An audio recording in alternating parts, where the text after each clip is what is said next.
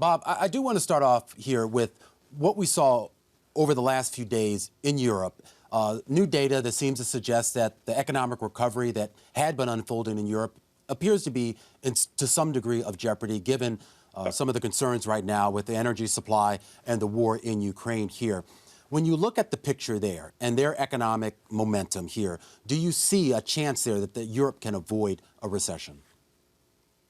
It's a great question, Romain. I actually think Europe is in recession now. I think when we look back, we'll see that they're already in recession. I think, Germany, the strongest economy, is struggling. And I think, we all had a huge supply shock through the system with the pandemic. And now we have two more supply shocks, and each of them may be affecting, or certainly one of them, Ukraine, and the war in Ukraine is impacting Europe more than the US, but also the lockdown in China.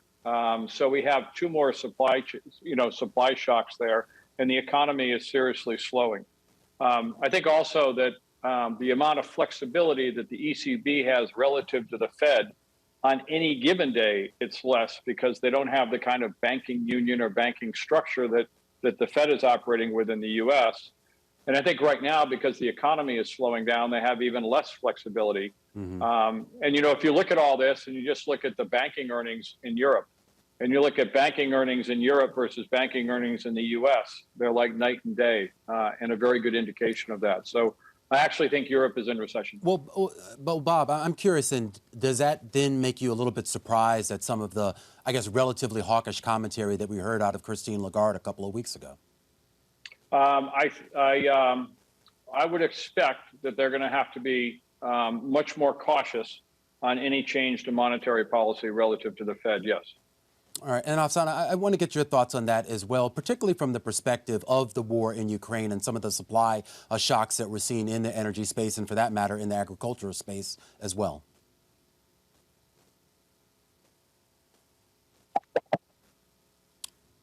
I think we've lost her audio.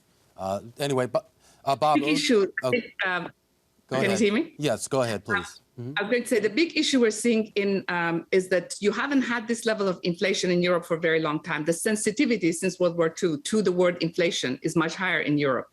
And so the one thing is that while, maybe it is not prudent, as Bob said, if we are in a recession, to start increasing rates, it might not be surprising if Christine Lagarde does start doing 225 basis point increases over the next couple of months. That is not impossible. But going back to what you said, I think the big issue the world, Europe, of course, but also the rest of the world will be the issue of food, as you said, Romain.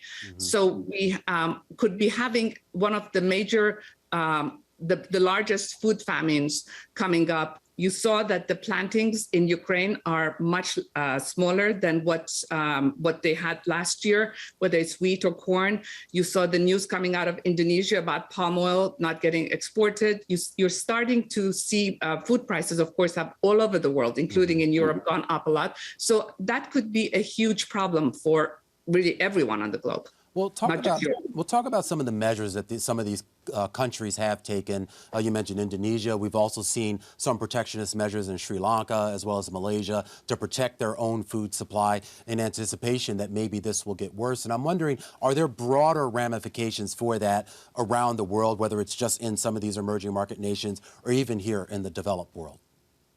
You're starting to see it all over, but also it is both food, by the way, and also fertilizer that you do need to produce food. So you're seeing everyone go protectionist. And I think that is that's a theme you're looking at. You remember, like when we look at COVID vaccines and wealthy nations were, sort of hoarded the vaccines. What we're seeing now is all nations starting to sort of look out for themselves and moving away from the last 20, 30 years of globalization towards being much more centered and isolated on their own economies and making sure they're feeding their people, they're getting enough energy. But while we're talking about the negative, again, I always want to look at the positive side, Romain. That might also be the force that moves us to green energy much sooner, because don't forget, green energy is a local source, right? So if you can get to solar, wind, and other forms of green energy, you will be much more reliant on your own and not reliant on Middle East oil or Russian oil or other sources of natural gas.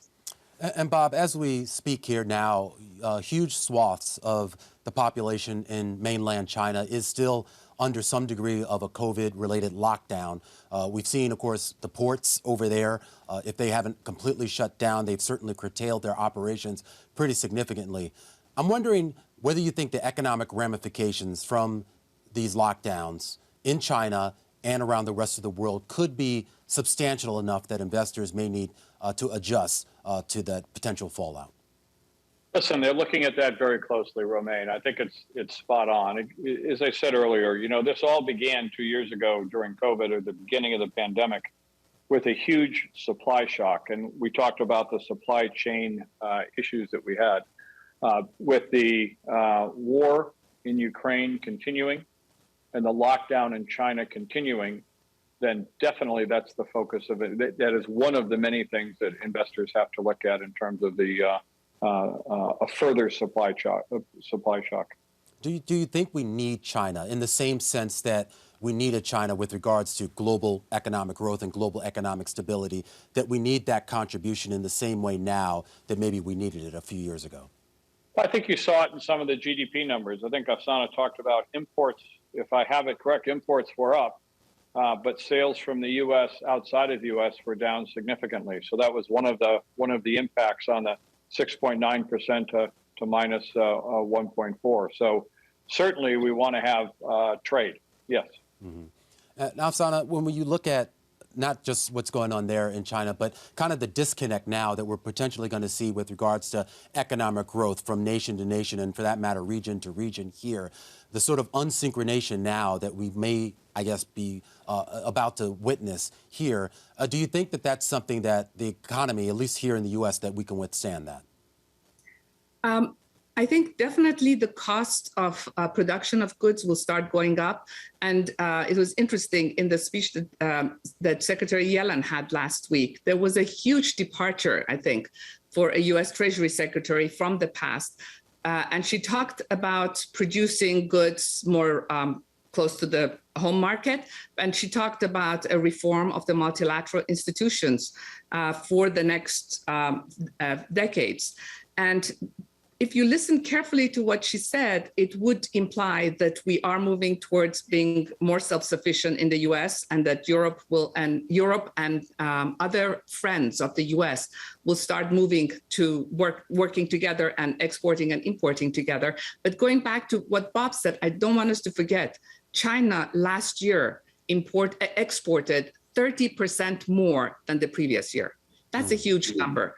So we can't say we're just, with the blink of an eye and that we are out of doing business with China. I think countries will remain reliant on each other, but the degree of reliance, I think, will be changing quite dramatically over the next few years. Well, just real quickly here, Afsana, I mean, with regards to the war in Ukraine and some of the geopolitical issues going on right now with the rest of the world versus Russia, if you will, here, how does that dynamic change, if at all, with regards to our relationship with China and their relationship with Russia?